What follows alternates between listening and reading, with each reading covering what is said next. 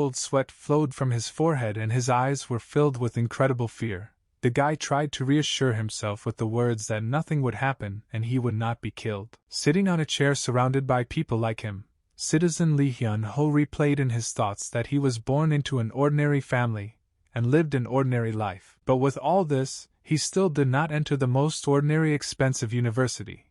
But getting a job turned out to be not so easy, because even if he is lucky and accepted, even if he saves all his life, it will not be enough to buy even the tiniest apartment. In such a situation, there is no point in even dreaming of marriage and children. Lee Hyun-ho is just a simple Korean guy from a poor family, so he continued to live an ordinary life, if one day he had not opened his eyes due to the strange hardness of the pillow. Carefully rising and sitting down, Lee looked around the room in which he miraculously found himself, and then put on a hanbok and felt the bun on his head. Lee Hyun-ho stood up abruptly and went to the window, opening which he saw in front of him a beautiful courtyard surrounded by high mountains. Deciding that it was all a dream, every time for 3 months he woke up and looked out the window, after which he did not believe that everything that was happening was real and went back to sleep. As it turned out, Lee was in the Joseon dynasty and at first he thought that someone had stolen it and brought it to a museum. But this is not a museum or computer graphics. Sitting on a horse and occasionally urging it on, Lee Hyun-ho grinned at the fact that the man in front, driving away the commoners, called him Prince Jin-sung, after which he realized that he did not need to become a king, he did not have any important affairs and could not hold back your smiles. Sitting at a table furnished with delicious food, Lee Ho rejoiced that in just 24 hours he had turned from a poor Korean into a rich man and, moreover, the son of a king.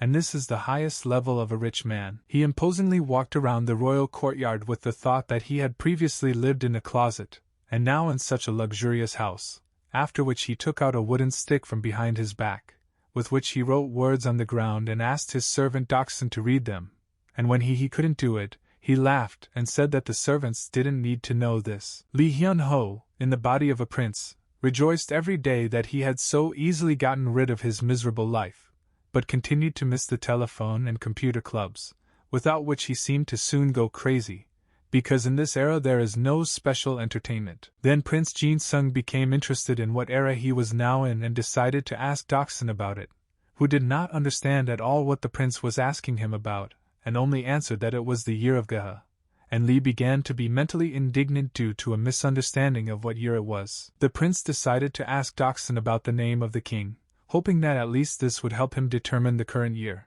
But he, with the same puzzled face, said that the king is called His Majesty the Sovereign, to which Lee Hyun-ho flared up and shouted at the servant that the prince has a name, so the king should have one too. The servant, with eyes full of kindness, looked at Jin-sun and told him that he, being the son of King Seonjong, had inherited the place of ruler and sat on the throne, and after a short pause asked His Majesty if he was going to be a military leader. While Doksun was talking about how if the prince said this to anyone, he might get into trouble, Jin-sun simply closed the door, saying that he only asked one name. Leaning on the wall, Lee Hyun-ho thought that if the current king is the son of King Songjang, then his father's name is also Songjang. The prince began to remember everything he learned in high school and a picture of a test popped up in his head, in which he answered Prince Yongsan to the question about the name of the son of ruler Songjang. Jin-sun, shrouded in fear, sat on the floor and thought that the era of King Sejong would be better than Yongsan, when suddenly there was a knock on the door and announced a guest had arrived. The prince opened the door and looked at the man standing in front of him, who immediately asked how Prince Jin-sung was doing and said that his name was Lim Sung-jae, and he came to greet the prince. The prince, hearing the name of the guest, immediately remembered the film in which this historical figure was exposed as a deceiver, but still Lim does not look the same as in the film, which is logical. Trying to repeat the intonations from historical films, Lee Hyun leaned on the door and asked for what reason such a guest came here, to which Lim Sung-jae replied that His Majesty was expecting the prince, which made him excited. Suddenly the prince was back on that brown horse and again began to worry about dying, thinking that he needed to be cool and careful in his affairs, that he should just concentrate. When the prince arrived at his destination and began to dismount from his horse, he thought that it felt like he was being led to a slaughterhouse. It was announced to His Majesty that Prince Jin-sun had arrived, and at that very second Prince Yongsan came out from behind the canvas covering the passage, which greatly frightened the visitor. He invited Jin-sun to go inside and told him that while he was waiting for him, he had already started drinking, and after they both sat down at the table, he said that due to the fact that the prince arrived late, he had already become drunk and therefore held out the so-called penalty bowl. Prince Yong-sang shouted to the servants that he was out of drink and ordered more drinks as soon as possible, while Prince Jin-sung reflected on how Yong-sang seemed so outgoing and friendly, and not as terrible as Jin-sung thought he was. Sitting at their computers, King Yong-san, Prince Jin-sung and Lim Sung-jae played an adventure game together. Jin-sun tried to shoot a deer running nearby in the game, but missed, and then Yong-san shouted that he was taking this deer for himself, and at that same second the bullet ended up in the belly of the animal. Lim Sung-jae moved back a little in his chair and turning to Yong-san said that he was a real professional since he played so well. At this time,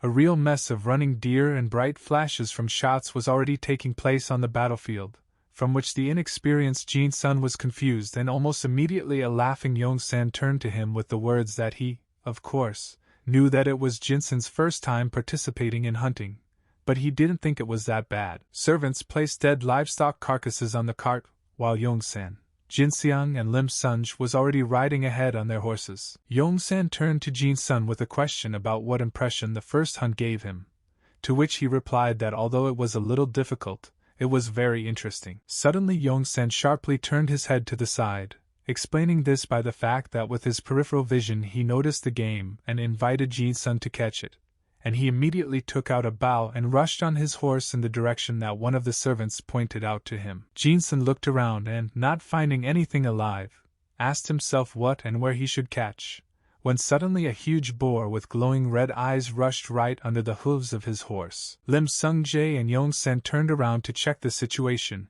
and saw Jin-sun fall out of the saddle. The prince's horse ran away, and the guy was left alone with the boar without a bow and arrows, which of course caused him to fall into a stupor and his heart to beat faster. Yong-san instantly realized that something bad was about to happen, and drawing his bow harder, went to help his brother with such great speed that the ground sparkled with sparks under the hooves of his white horse. Jin-sun over himself, but immediately his neck was pierced by Yong-san's arrow, which, as it turned out, did not cause much damage to the animal, and while the young man was trying to recover from the fall and stand up, his cloak was touched by the boar's hoof. In the end, everything worked out, thanks to the quick reaction of Yong-san, who dealt a strong blow with his katana and thereby took the life of the beast, and then extended his hand to the frightened Jin-sun sitting on the ground and asked if he was wounded. Yong-san pulled the young man close to him and, hugging him tightly, began to rejoice that everything was okay with him and talk about how much he was scared and began to worry because he thought that Jin-sun was hurt. Jin-sun thanked Yong-san and they were distracted by a servant who brought the runaway horse,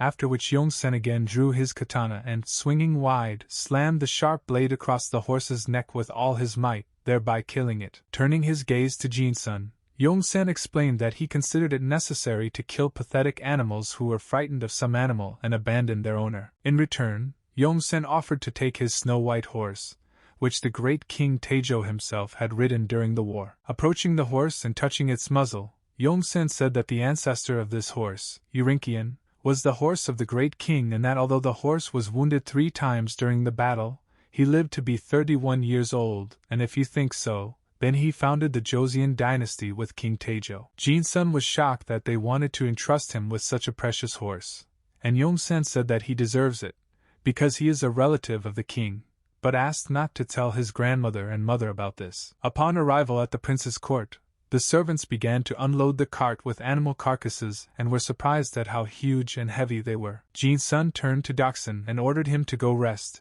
and was about to go about his business when Doksun stopped him with his question about what they were going to do with these carcasses, to which Jin-sun replied that he was giving the meat of this boar to Doksun and other servants so that they ate the meat and gained strength, after which everyone around them froze. Doksun asked if it was possible to do this, because they got this meat from the king, and Prince Jinseong replied that the king told them to eat, and then said that he believed that his servants were too thin, which was bad for him. Priority. After which everyone around began to rejoice and discuss how best to cook the meat. To Jin-sun, who reported the arrival of the mistress, to which Jin-sun was shocked by the news that he had a wife. The servants began to say that the lady's mother was not well, so the lady was with relatives and now returned and, looking at Jinsun's blank face, was embarrassed by his ignorance of the presence of a wife, while Jin-sun was in thought about how he married at 15. Walking around the room from side to side, Jin-sun was thinking about the fact that in real life he didn't even have a girlfriend, but here he was married, when suddenly he was scared out of nowhere by a female voice appearing out of nowhere, announcing her arrival. As it turned out, this voice belonged to Shin Yul, Jin-sung's 16-year-old wife, who apologized for her long absence, while her husband was blinded by her incredible beauty. Then Jin-sun remembered how in his past life he listened to the teacher's stories about the existence of 9 signs of a true beauty during the Joseon dynasty. 3 white parts of the body, that is, the face, teeth and hands should be snow white, then 3 black parts of the body, including black eyes, hair and eyebrows, as well as 3 red parts of the body, namely lips, cheeks and nails. 3 short parts of the body, that is, ears, teeth, chin, and 3 long parts of the body, namely height, hair and hands. Then 3 wide parts of the body, that is, the chest, forehead, bridge of the nose, and 3 thin parts of the body, the back, fingers and ankles. The last 3's included 3 plump body parts, that is, buttocks, lips, arms and 3 narrow body parts, namely feet, palms and nostrils. Jin-sun remembered the teacher's stories about how during the Joseon dynasty, a girl who had all these qualities was considered a real beauty and, filled with joy, mentally told himself that dating girls was actually nonsense, and he was grateful for such an early marriage, when suddenly, confused by her husband's incomprehensible behavior, Shin Yul asked him what he was doing. Having said that Jin-sun is not very familiar with hunting and was probably very tired because of this, Mrs. Shin asked him to lie down to rest, to which Mr. Jin-sun became agitated and asked why they should suddenly sleep together. Mrs. Shin was a little upset and asked what the gentleman's phrase meant, because they had already been married for 3 years. Shin began to look for the reason for this behavior, and asked Jin-sun if Shin Yul's long absence had angered him, after which the young man immediately understood everything and lay down in the spread bed, saying that he was not at all against sleeping together. During the ball at Lim's house, Sungja began a conversation between the owner of the house and Prince Yongsan on the topic of the fact that Jin-sun had changed a lot in the opinion of both. Yongsan said that Jin-sun was always very shy and afraid of him, but today he was somehow different, and Sungjae explained this by the fact that Jin-sun drank too much wine sent by Yan-san, and also in front of a lot of people, and he also said that Mr. Yong-san's bow looked better and suggested changing it. In general, he definitely wasn't himself. Lim said that in his opinion Jin-sun went beyond what was permitted and it is worth talking to him about his bad manners, to which Yong-san, loudly placing the bowl on the table, ordered to leave everything as it was and said that he liked all the changes in the young man's character. Yong-san grabbed the hands of the girl pouring him a drink, and said that he liked wild boars over domestic pigs, and then asked the girl if she knew the reason for this choice. With a menacing, piercing gaze he looked her straight in the eyes and answered his own question, saying that it is more interesting to catch an animal that is trying its best to escape in order to survive. The girl, with her last strength, whispered a request for help, after which Yong-san seemed to wake up and, noticing the tears in the girl's eyes, carefully let her go and, worried that he had caused her fear and pain, asked her if she really believed that he wanted to kill her. The girls screamed out a negative answer, and then fell to their knees and hitting the floor with their foreheads, began to ask for forgiveness, saying that she was guilty and deserved to die, because of which Yong-san was again overcome by a wave of anger. With a click Yong-san, starting to draw his katana, said that since the girl believes that she deserves to die, then she is worth killing. The girl raised her face, down which tears were rolling down one after another, and began again to beg for salvation and mercy, to which Yong-san replied that she was asking either to save or to kill, and he did not understand what she wanted from him in the end. Lim answered the question addressed to the girl Sung-jae, who said that apparently the girl wants to die and come back to life several times in just one night, and added that maybe this is her desire. The whole room burst into loud laughter from Yong-san for a few moments, and then, after a pause, he looked at the girl sitting on the floor with a pitiful look and said that today he would fulfill her wish. Jin-sun opened his eyes at dawn and his first thought was that he was lost, because he hadn't even closed his eyes all night. Shin Yul soon also woke up and Jin-sun immediately asked her if she slept well, to which Shin replied that she had the feeling that she was sleeping next to a complete stranger, and that's why she didn't get enough sleep. Jin Sung began to worry that he had been declassified, because Shin somehow felt that he was not a real husband, and that he would not be sent back to reality as punishment. And Shin at that time said that this feeling not bad at all. Mrs. Shin Yul hid under the blanket, and Jin Sun, sitting next to him, suggested calling him something simpler than Your Highness. After all, they were husband and wife after all. And then Shin asked permission to call Jin Sun husband, which he was incredibly happy about. While eating a delicious bean paste soup, Jin Xiang looked at Shin Yul with the thought that he lacked showing emotions. Knowing that this was against the rules of etiquette, Jin Sung decided to take action and asked Shin if she liked the taste of the food, to which she answered positively. Jin Sun watched her with the thought that he did not care what she was doing, because her charm, sweetness, and indescribable beauty did not allow him to believe that such a girl was his wife. Lady Shin turned to Jin Sung and said that the queen asked him to take traditional snacks and come to the palace. Jin Sung asked if they really needed to go to the queen, to which Shin responded positively and added that the queen would like to try jangkuk, that is, broth seasoned with soy sauce and jjim, namely Korean pancakes with kimchi and so on. Jin Sun asked if he could go to the palace with his wife and added that he so badly wanted to walk around the Gyeongbokgung palace, and not in a suit, but in a real hanbok. Seeing Shin Yul, whom he had been waiting for so long at the exit, compliments poured out of Jin Sung's mouth one after another, after which the lady asked not to embarrass her with such words, and Jin Sung was shocked that he said his thoughts out loud. The lady entered the prepared palanquin, after which a servant approached her to ask Shin if she had taken jangkuk and jjim, and Doksun approached Jin Sun with the words that the horse was already prepared. Jin Sung remembered watching a drama in which the main character, Queen Taehyung, was the wife of King Chun Jong, and also the daughter of Shin Soo-gun, a close associate of King Yong-san, and was married to Prince Jin Sung as a political move. Yong-sun's dethronement, Prince Jinseong became King Chun Jong, and Yong-sun's close associate, Shin Soo-gun, was killed in attempts to maintain Yong-sun's power. On the morning of the next day, the queen became the daughter of the traitor Shin Soo-gun, and just 7 days after she became the current queen, she was stripped of her status and exiled and lived alone all her life until her death. Thinking about what a terrible future was in store for her, Jinseong locked eyes with Shin, and what flashed in his thoughts was that when Yong-san is overthrown, Prince Jinseong will become King Chun-yung, and then he will have to part with Shin Yul. Jin Sung wondered what made King Yong-san a tyrant, and then remembered how they were told in history class that political power initially involves trying to become a good ruler.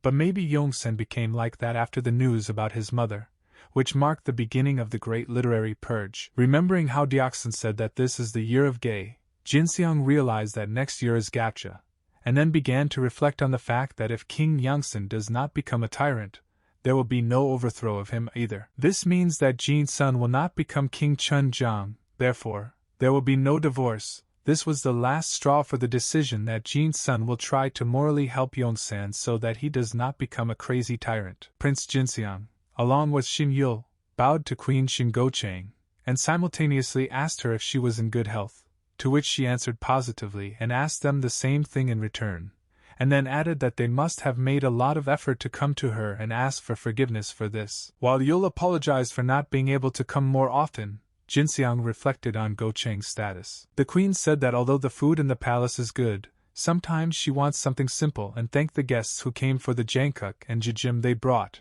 and Jin Sun thought that his expectations were justified in that the queen coexists with grace and self-esteem. Suddenly, Gochang noticed that she was very pleased to see Jin Sung and Yul together outside of their chambers, which made Jin Sung a little embarrassed and scratched the back of his head. Queen Ko Khan turned to the prince, asking him for what reason he had come here, to which he replied that since they were relatives, there might not be a special reason for seeing each other, and that he just wanted to see the king. The queen then asked if the reason for her appearance was the presence of any request to the king, to which Jin Sun replied that he had just decided to keep his wife company, and touched Yul's elbow with his index finger. Jin Sun quietly added that this was a date, and then, noticing that the queen heard this, said that it could also be called a walk. But the queen, on the contrary, was delighted with this and expressed white envy, saying that she could only dream of a walk between spouses with good relationships. Jin Sun asked Her Majesty Gochang if she arranges such walks with her husband,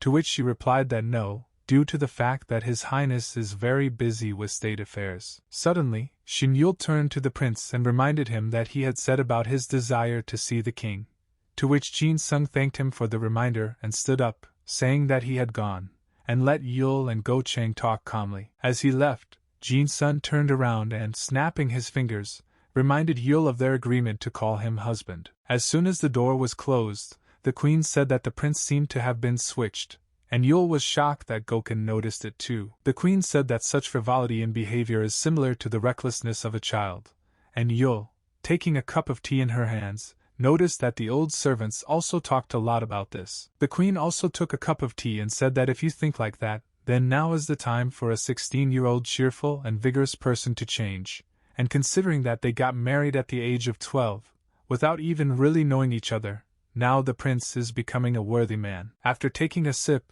Ko Khan suggested that the prince had changed his views or attitude towards Yul. Putting the cup down on the plate of cookies, Yul said that after she returned from her parents' house they slept together. But because she heard him utter heavy sighs and felt his hot breath on her neck, she did not sleep a wink all night. The queen was embarrassed and covered part of her face with her hand from the shameful story, and then laughed at what awkward situations the prince was creating. Shin Yul carefully folded her hands and said that what she meant was that she had not yet undergone Jinmorikar. According to the teacher, Confucianism supported the idea of separating the sleeping places of girls and boys upon reaching the age of 7, therefore in the Joseon era, girls and boys were strictly forbidden to touch each other. But on the other hand, the power of the state directly depended on the size of the population. Therefore the traditions of creating large families were preserved, and that is why, in the Joseon era after all, there was sex education. Boys were taught sex education in Soden, private schools at the time,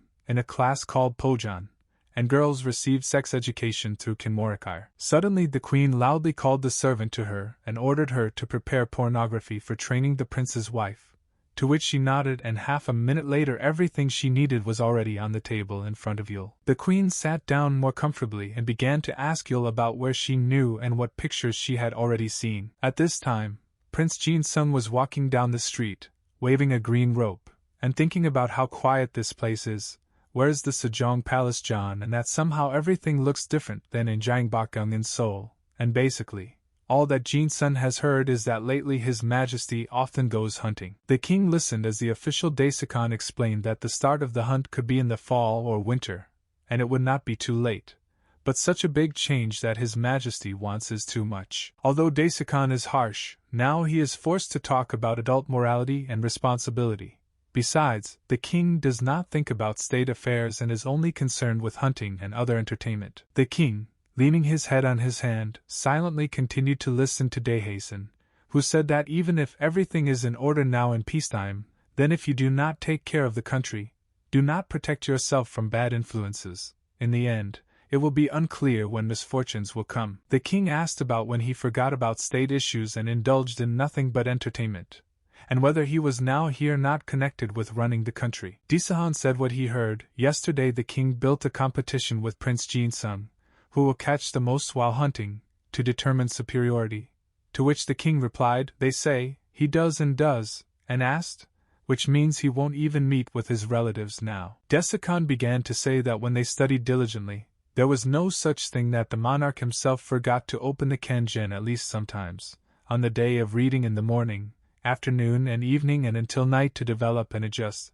to which the king sighed heavily. The king, after hesitating for a while, announced that he understood everything, made conclusions, and the readings would begin tomorrow, after which he said that he had had enough and asked everyone to leave. Having drunk the cup of water brought to him to the bottom, the king threw it at the wall with such force that it shattered into small fragments. Here he was distracted by one of the servants, saying that Prince Jin Sun was waiting for the king, after which all the rage from the king disappeared. King Yong-sen invited Prince Jin Sun, who was standing in the doorway, to enter, for which he thanked him and sat down opposite, and in his thoughts began to admire how luxurious the king's chambers looked, until Yong-sen asked him for what business he came. And then Jin Sun asked the king how he usually relieves stress, and when he did not ask again, not understanding the meaning of the word, the prince immediately realized that such words did not exist in Joseon times and asked the question again, asking Yong-sen about how it suppresses worries. But he again did not understand anything,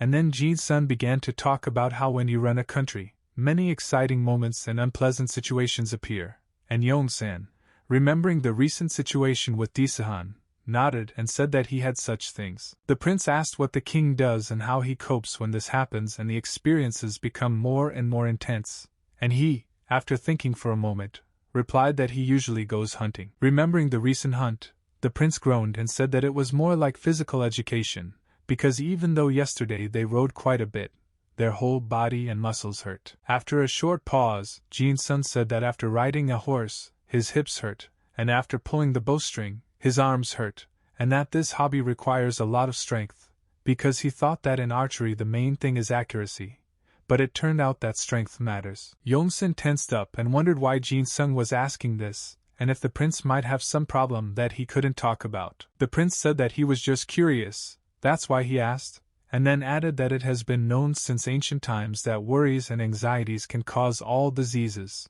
to which the king replied that this was the first time he had heard about this. After a short silence, Yong-san said that if you think about it, there is something in this, and if the feelings are very strong, it will be difficult to govern the country, protect people properly, and the one who has become a tyrant will be remembered by everyone as cruel and despotic. He also said that those who impose personal problems on the affairs of the entire country and cannot independently cope with their fears and anxieties ultimately become a monster.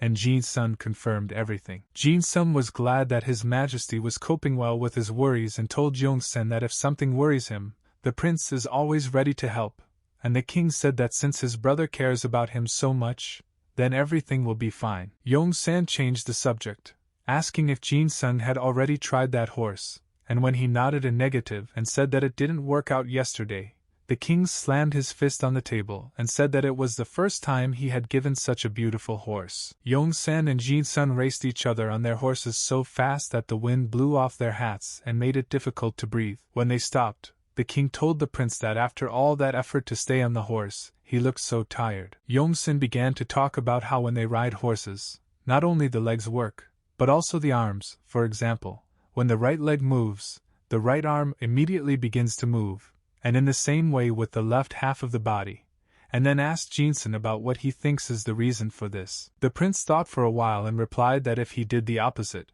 it would be dangerous, to which the king agreed. Yong-san talked about how the movements of the horse and the rider must coincide, because if you don't try to beat the horse's movements, but repeat after it, then at that moment you cease to be a burden on its hump, and it's as if you become one. Suddenly the prince asked the king who taught him to ride a horse, after which he began to remember how he rode a brown horse and how his father praised him for his excellent success. He also remembered how his father said that governing a country is like riding a horse, because just like when riding a horse, when the body adapts to the movements of the horse, a person and a horse become one. Looking his son straight in the eyes, Yong-san's father said that in order for officials to act as he would like, he needs to adapt to them. Yong-san looked at how the prince was riding a white horse and rejoiced at how cool it was and how well he was doing it, and said that now Jin-sun knows how to ride the way he should. Jin-sun began to smile and said that it was all thanks to Yong-san, who taught him so well, and memories of how he said the same thing to his father immediately surfaced in the king's head. Yong-san smiled and offered to try marbled beef, to which Jin-sun, of course, agreed, and they went back to the king's chambers. Prince Jin-sun admired how good it was to eat marbled beef while enjoying such a beautiful view, and smiling, said that he should visit the king more often, to which he agreed and poured alcohol into the prince's cup. Yong-san noticed that Jin-sun was eating well and his mood was improving and asked him if it was so tasty, to which the prince answered positively and explained this by the fact that meat is never tasteless. While Jin-sun was surprised at what came into his head from just 2 drinking bowls, because before he could drink several bottles of soju at a time and at least henna, Yong-sun was already asking the servants to bring more drinks. Soon after, Yong-sun told Jin-sun that since he drinks so well, then, as a reward, next time he will tell the prince how to shoot correctly. He noticed that their conversation was being overheard and turned around while Jin-sun asked him to eat too by the meat was not overcooked and became tasteless. It turned out to be Daisukan and his gang, who began to question the king about what he was doing here, and after the answer was silence, he asked the reason for this. The king replied that he just decided to go out for a while and asked what all the fuss was about. Disahun began to be sarcastic and say that Yongsan dressed in simple clothes so that he would not be recognized. This is what the king does instead of matters of public welfare. Yongsan, gradually filled with rage and anger, listened to Disahun's conclusions that while his subjects did not have enough food due to food problems, the king freely enjoyed beef with his relatives. When he was tired of all this, Yongsan loudly shouted Disahun's name to silence him, and then looked into the crowd and asked Sagwan to show himself, after which he asked him if he had recorded how the official insulted the king and threatened him, and when he received no answer, asked again with more rage in his voice. Sagwan apologized for not being able to talk about this and explained this by saying that no one, not even the king, could see the records of the officers keeping the chronicle until they were entered into the chronicle. Jin-sun entered the conversation, who, without letting go of the cup, leaned on the railing and said that the king had not done anything wrong. Disahun asked what the prince wanted to say by this, and then he replied that teaching Yongsan to ride a horse and eat meat together were the prince's requests, which the king complied with. Jin-sun began to shout that no one dares to talk like that to the king himself, but Yongsan interrupted him with a request to stop and, taking the blame upon himself, went down to the ground and said that he would soon return to the palace. Jin-sun began to shout that this was too much, and sometimes you can relax and do what you like, for example, go somewhere and eat something delicious. Disahun said that it seemed to him that now the prince was not in a state to understand the whole problem, and turning around, continued that when there was time, he needed to show him what was happening outside the city. Jin-sun asked if this meant that the servants eat the roots of herbs and the bark of trees, to which he received a positive answer, and flared up with rage. He began to ask why then everyone blames only the king, because everyone here is representatives of the authorities, and is also responsible to the country. People were selected through a difficult exam in order to run the country more efficiently, and the economy was in decline and the people were starving. After which the prince pointed his finger at the crowd and said that this was their fault. Disahun got angry and sarcastically asked Prince Jin-sung to express himself more carefully, and he asked in response whether Disahun chose his words when addressing the king. Yongsan asked everyone to stop and be quiet, and then said that no one did anything bad to him, but the young prince said too much because of alcohol. A man holding a torch to light the road informed the visiting gang of Daisakon that the king had arrived home safely, to which they said that Kenjen readings were planned tomorrow, and then, looking at the dark sky, they decided that it was already late, and it was time for them to leave palace, after which the man wished them a good journey. Disahun heard a conversation behind him about how they had done a great job and could finally enjoy this feeling of relief, which he agreed with. He said that it is wrong to say that because of the affairs of the king, scientists have been suffering since the year of Mu, but in any case, it is he and his team who are recording history, so if the king does not want to be known as a long-term tyrant, then he should listen to them. One of the men in the back asked about whether they should leave notes about Prince Jin-sung's arrogant behavior,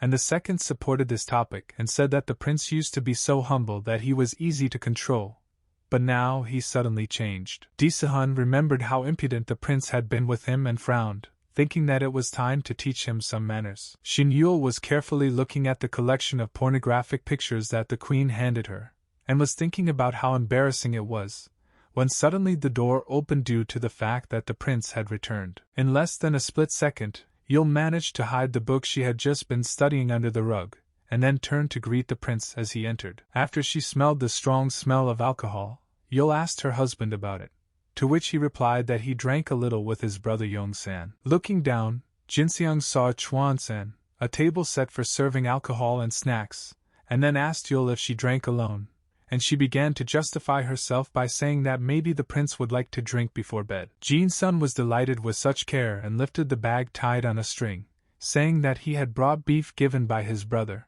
which goes wonderfully with drinking, so after the end of the meeting with the king, he took the rest with him. The prince, delighted that Yul began to pour him alcohol and went the second round, sat down at the table and began to unpack the snack he had brought. Yul remembered how the queen lectured her about how even though she and the prince had already reached adulthood, they had no heirs, and told Yul that first of all, she must prepare the Chuan-san and create a warm atmosphere. She was distracted from her stream of thoughts by the fact that the prince said that he wanted to ask her something, after which Yul asked for details and began to feel embarrassed, thinking that now all those pictures she had seen would come to life. But Jin Sung said that he wants Yul to talk about Yongsan because the prince is interested in knowing more about him, to which his wife was a little disappointed. Yul said that since the prince is the king's brother, he most likely knows Yongsan better than she does, but the prince still did not calm down, and said that sometimes you don't notice obvious things and asked what could happen that he doesn't know. Shin Yul lowered her eyes and said that she might inadvertently say something rude about the king,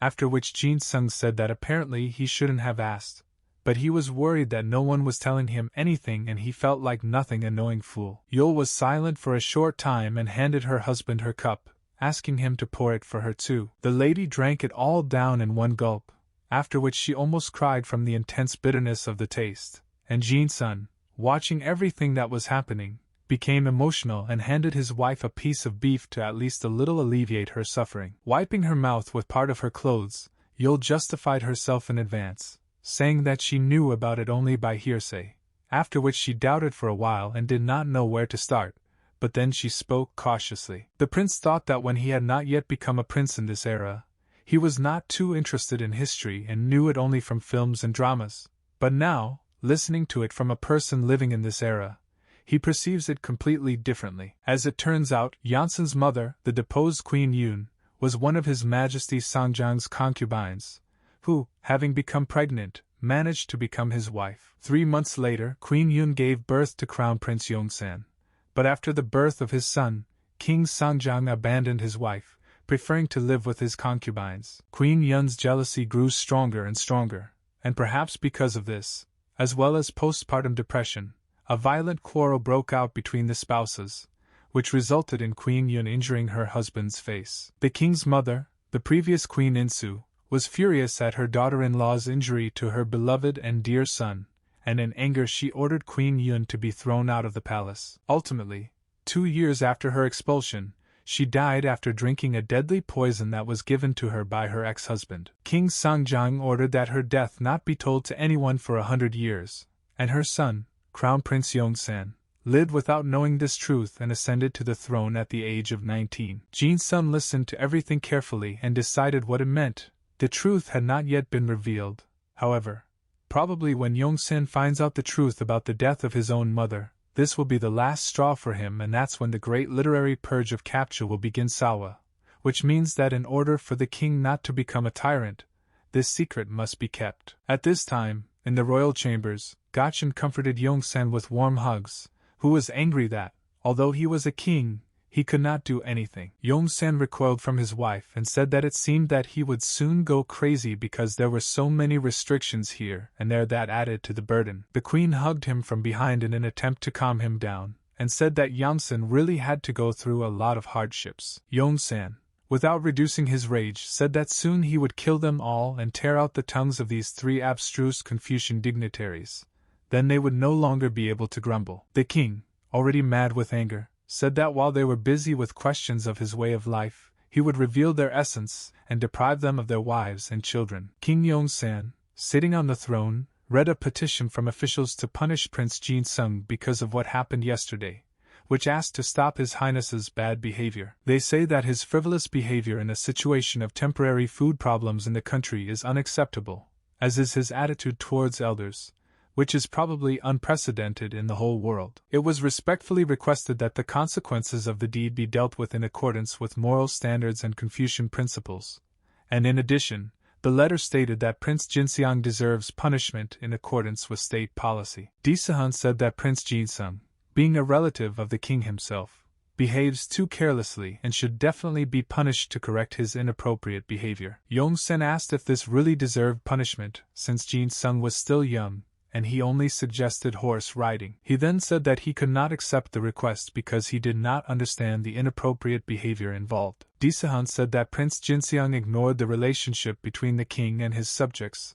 as well as Confucian norms and principles. He crossed all boundaries with his self-confidence, after which the entire crowd asked the king to understand them. King Yongsan flared up and recalled Confucius's preaching of generosity, forgiveness of mistakes and showing mercy, and then said that, in any case, the entire assembly could not blame the prince for just one mistake. Disahan began to say that this was all only for the good of the prince, but Yongsan interrupted him and asked whether the reason for the punishment was that Jin-sun stood up for his reputation when the king was insulted, and Disahan in response only said that it was unbearable to listen to. Full of rage, Yongsan asked if Disahan simply wanted to cover his ears, since he did not want to listen to either others or the king, and also dared to insult the royal family in front of all those present and his subjects. Disahan tried to correct his situation and began to say that yesterday they spoke without thinking about their words, but Yongsen declared his reluctance to listen to the officials' speeches even before they began. Yongsen reminded everyone that Jin-sun is the son of Queen Jonghyun,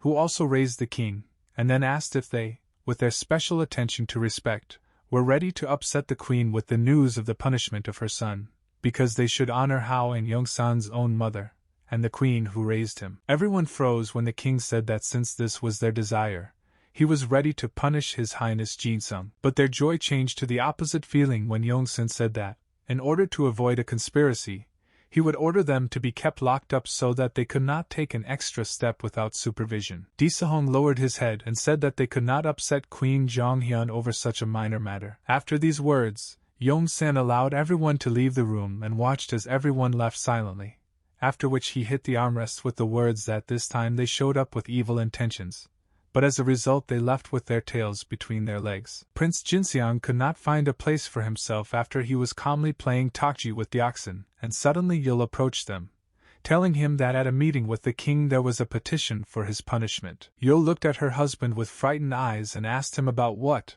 after all, happened yesterday. He, looking down, said that he drank and said a little too much and did not think at all that it would lead to this. When Yul asked him if he would petition to have the charges dropped, Jin-sun thought that even if he wanted the charges against him dropped, he would first need to be able to write in order to petition for it. And in order to be able to resist 10 abstruse Confucians, it would be nice to learn not only writing, but also eloquence. Then the prince decided that it was time for him to study, and the next day he was already telling Yongsan that he wanted to study, since there were many things that he was not good enough at, so he decided that he had to become better. When Yongsan asked what caused this realization, Jin-sung replied that he heard that a petition for his punishment was recently discussed. Jin-sung began to talk about how that day Yongsan rode horses with him for the first time, but after the walk he did not have time to eat even one piece of beef when the officials of the moral inspection arrived, and then, seeing the retreating back of the king,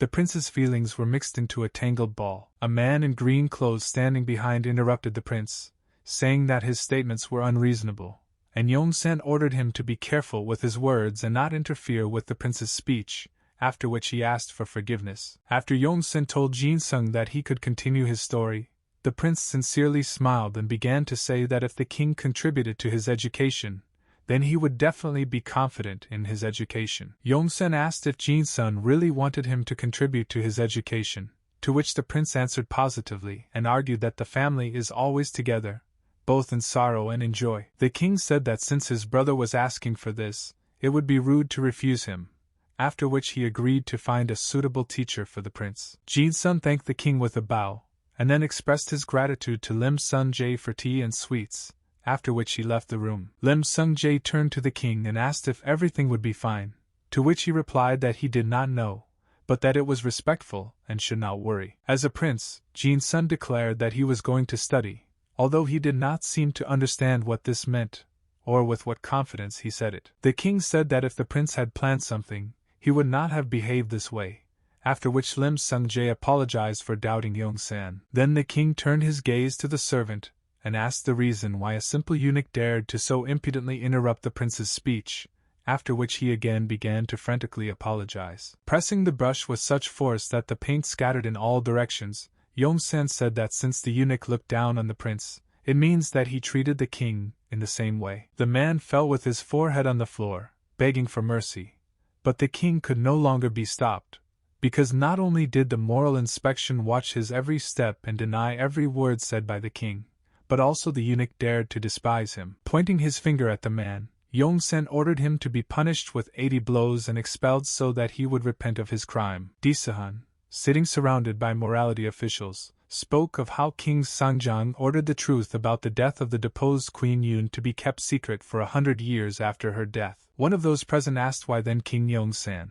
when he mentioned Jonghyun, called her the queen who raised him, and even mentioned his own mother. Disahong replied that Yongsan probably always knew that Queen Jonghyun was not the woman who gave birth to him, and the king simply pretended not to know about it until now. When Disahong was asked why the king revealed this now, he replied that Yongsan was just starting to show his teeth. Someone said that in any case, this behavior of King Yongsan was expected, but Prince Jinsung behaves too unusually, considering that until now he was just a trembling puppy afraid of his own brother, and now he follows him with his tail and barks impudently. Disahong said that King Yongsan asked to provide a teacher for the prince, so it is necessary to send a person to Jinsung who would not only look after him, but also teach him so that he would not have any bad thoughts. Suddenly someone came out of the crowd into the light, and said that he could recommend one teacher subordinate to the state counselor. When the man said that the name of this teacher is Li Shengen, Disahong was delighted, because this teacher enjoys great authority among Confucian scholars, and the man added that teacher Li is also a student of Kim Gwen-pil, who was expelled last year. The others began to discuss that Li Shengen would indeed be the best candidate, so they should immediately contact him and make him the prince's teacher. The next day, Sung Kyung-kwan's professor, Li Shengen, was outraged that he would have to teach the royal family. Chong Ha-kwan said that from now on, Master Li would not only train officials, to which Shengen replied that the training of royals should be carried out by high-ranking officials. Chong Ha-kwan began to talk about how Li Chang'an was appointed to this position by the leftist state counselor himself, Li Gukkyun, and then Chang Gog asked who he would need to train if he did agree, when in response he received the name of Prince Jinsong, and the words that the prince would not come to Sung Kyung-kwan, and classes would be held daily at the Adonggun Palace. Li Shengen was in complete shock. Shengen asked how he would have time to work in Sung Kyung-kwan if he came to the palace, to which he was not really answered and was only told that this was a great chance to influence the prince. The main thing was to teach him at least something. Suddenly the man changed the topic, asking Shengen if anything strange had happened outside the walls of Sung Kyung-kwan. Chan Gong said that he could remember only one accusation, and before he could even finish speaking, his interlocutor interrupted him and began to ask whether the moral inspectorate had brought charges against the king because he had violated Confucian principles. Shengen looked away and said that because of the royal hunt, private houses had been damaged, and the subjects now had nowhere to live, so the moral inspection decided to ban the hunt. The man, putting the book on the shelf, said that His Majesty probably has so much energy because he is still young, but his enthusiasm is too great, after which he began to lament that Shengen must be strong, since, after all, this is training for the royal family. After all, if everything goes well, then it will be possible to get a higher status. But if everything goes badly, then harsh criticism will begin, and a teacher who failed to teach the prince well, as we know, should be punished, and in the worst case, they may even be accused of conspiracy against His Highness. Smiling, the man said that all this was leading to Chan Gong teaching Prince Jinsun well and not thinking too much, after which he patted Li on the shoulder a couple of times and, wishing him good luck, left. Bowing with great honor, Professor Li Shengen and Prince Jinsung greeted each other. Li Shengen looked at Prince Jinsung studyingly and thought about what the prince would become in the future, because he does not have any clear merits. But it seems that he is quite perspicacious. Having received consent to the proposal to begin the lesson, Chan Gong asked the prince to what point he was aware of the canon called the 4 Books and 3 Contracts of Confucianism. Jinsun asked him again, and Chan Gong began to explain that he needed to know what the prince had already gone through, so as not to teach him what had already been learned. The prince diverted the topic, saying that ignorance does not equate to a sin, but unwillingness to correct it is already a sin. After which he asked the professor if he knew such words. The professor was not at all impressed and indifferently praised the prince's words, after which he asked why this phrase was said. Scratching his head with a slight chuckle of shame, the prince said that he would like to start over with 1,000 words, that is, with a manual containing 1,000 non-repeating hieroglyphs. The professor stood up abruptly and said that he needed to go to the toilet for just a little while, after which the prince asked questions about Shengen's well-being. As soon as Shengen went out into the courtyard, his cries of cursing the state counselor, and questions about why exactly he got to take this into account were heard throughout the entire street. In the middle of the night, accompanied by the hooting of an owl, Sunji's father, Lim, came to Disahan Sakan, which he was happy about, comparing this visit with a gift from God, and asked what business Sakan came to him for. Sakan said that if the gods had granted it, not only would Desakan have recoiled, but a considerable crowd would have gathered around to look at the person from heaven. Lim changed the subject rather abruptly, asking about the progress of the case and asking for a list of names, which Disahan immediately handed to him, as if he knew he would need it. The professor reflected on the fact that 100 years had already passed since the founding of the Joseon dynasty, and during this time a large number of princes had shed blood, wallowing in vanity and power. Taejong killed his brothers and became king, and Sejong killed his nephew and ascended the throne. Because of this, during the struggle for power, the princes, who did not want to die at the hands of their relatives, renounced the powers of the royal family. One such example is King Yong-san's uncle, 37-year-old Prince Jahan. They called him a moron and an idiot, but no one knows whether he really was like that or was just pretending. Looking sideways at Jin-sun, who was diligently trying to write out hieroglyphs, Chan Gong wondered whether the prince was the same fool as Jahan or maybe he was just pretending to be so. Sharply raising his hand, Jin-sun pointed his finger at one of the hieroglyphs in the book and asked the teacher how it was read,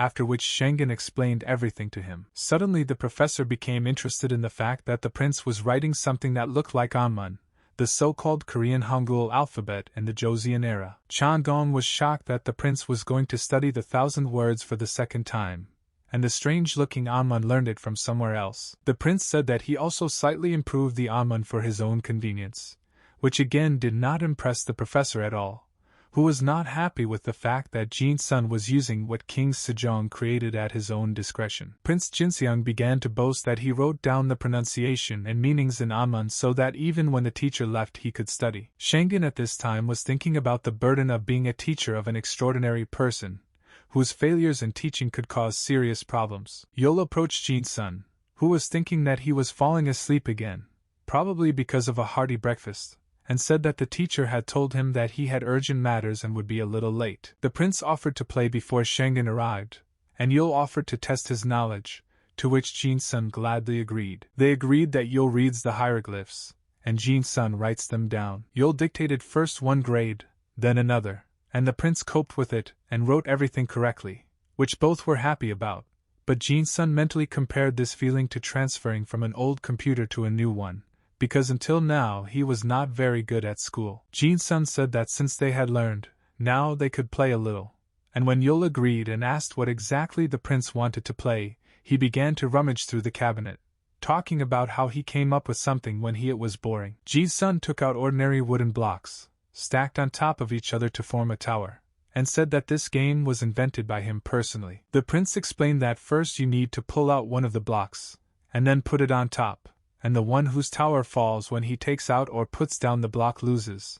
And Yul said that in her opinion the game is not very difficult. After Yul tried to pull out and place the block on top, Jin-sun said that the game really looked easy, but gradually it would become more and more difficult. They began to take turns taking out wooden blocks with trembling hands and discussing the fact that each time it was becoming more and more difficult not to drop the tower. Suddenly the tower collapsed with a roar and Jin-sun proudly shouted about his win and picking up a brush said that now was the time to accept punishment. Yul's face, the prince burst into loud laughter and suggested playing another game, while his wife was indignant and demanded that a new tower be assembled quickly. Even from the threshold of the courtyard, you could hear all the emotions of Yul and Jin-sun during the game, and when Deoxin told Shengen that the prince was in the teaching room and the professor came to the door, he heard words about accepting punishments. When Chan Gong entered the room and saw the painted faces of the couple, he actually wondered whether Jinseong was pretending to be a fool or whether he was one. As soon as Deoxin announced the arrival of an order from the Dongsancheon haberdashery store,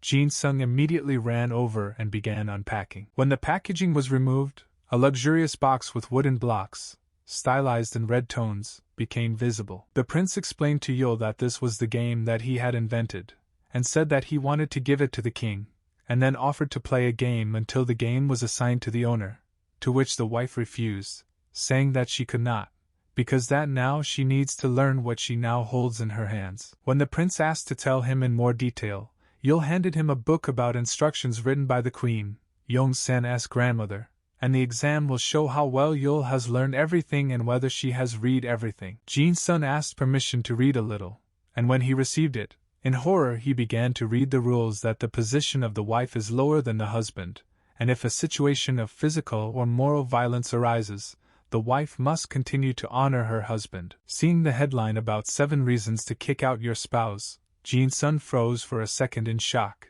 and then returned the book to Yul and asked her a clarifying question about whether it was their grandmother who actually wrote such a book. Yul confirmed and said that all women in the state of the Great Joseon must read these instructions without fail, and if they are not learned perfectly, this will entail huge problems.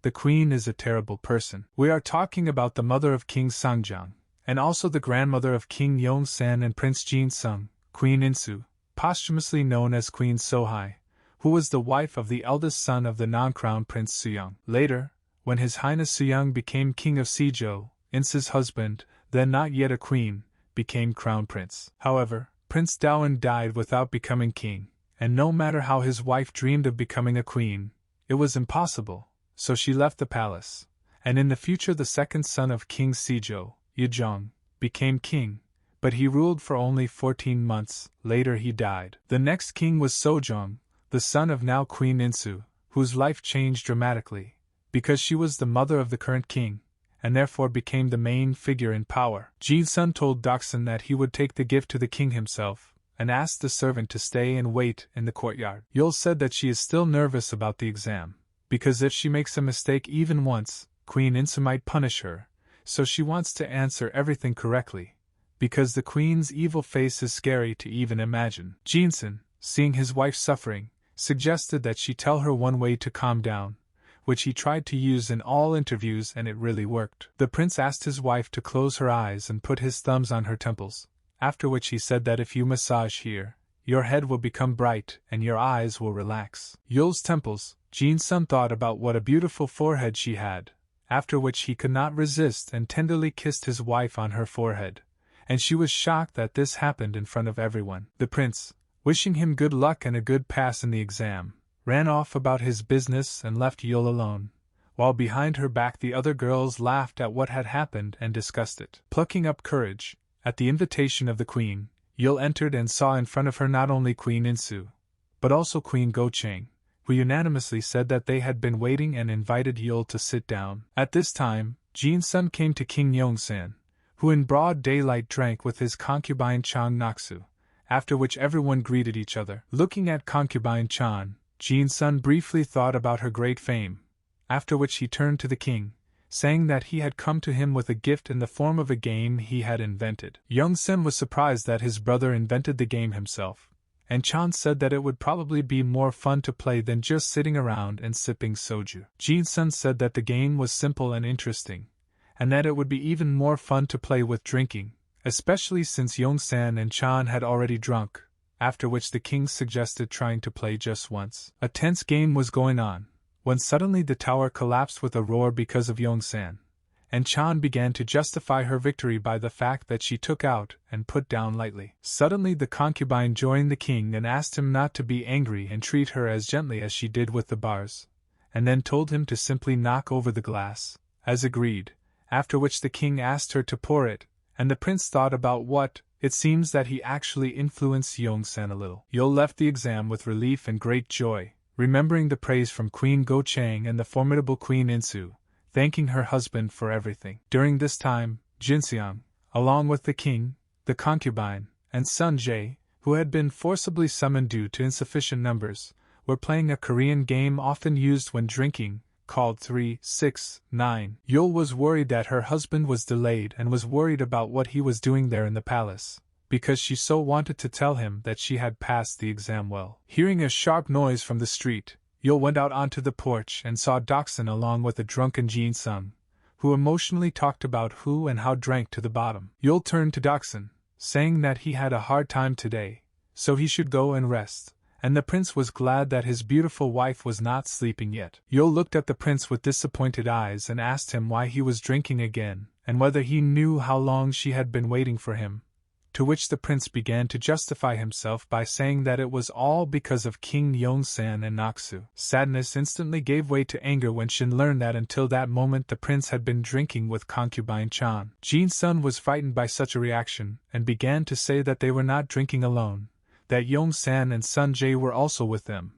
After which he looked into his wife's eyes and asked her if she was angry. Yul tried to hold back the tears that came out and answered in a trembling voice that she was not angry, because as Queen Insu taught, jealousy is one of the reasons why you can drive your wife away. Yul turned around sharply and invited her husband to come in, since it was already late outside, and he immediately grabbed her hand so that she would not have time to leave, and told her that he would never part with her. Yul, with tear-stained eyes, looked at the prince and asked him if she could really believe this, to which she received an oath never to abandon her. Yul quietly muttered her husband's name, after which he said that even if something changes, he would never think about kicking out his wife, after which he carefully pulled her towards him and kissed her on the lips. Professor Chanlun was shocked that the prince managed not only to memorize 1,000 words in 5 days, but also to be able to understand Sohak in just 15 days. To which Jin-sun replied that all his successes were only thanks to the teacher. Jin-sun said that since he already knows Sohak, now it seems that he already understands a little about the rules of decency in Confucian society, although he cannot understand all of them. Chanlun repeated the words of his teacher that if you do not know Sohak, you will not be able to understand the 4 books and 6 treatises of Confucianism, with which he emphasized the importance of studying Sohak. Jin-sun said that he would be interested to look at his teacher's teacher, find out what kind of person he was and eat together someday. After which Shengen lowered his eyes to the floor and said that his teacher was expelled 5 years ago. Jin-sun thought about the first literary purge and the matter of exterminating the Sarum faction, which began to develop during the reign of King Yongsan, and then came to the conclusion that if the second literary purge was not prevented, it would be followed by the exile of King Yongsan and the transfer of the throne to Prince Jin-sun. In the place of exile, Yongsan will die, and Yul's father, who did not want him to be expelled, will be killed, and worst of all, Jin-sun will have to abandon Yul against his will. Moving away from his thoughts, the prince asked if he would now study T-Hack, since they had already completed Sohak, to which the professor answered positively, but said that today the lesson would be held outside this house, which Jin-sun was very surprised by. While Deoxin was carrying the watermelon, Jinseong walked ahead, almost dying from the heat, and pondered the reason that today's lesson would not be conducted as usual.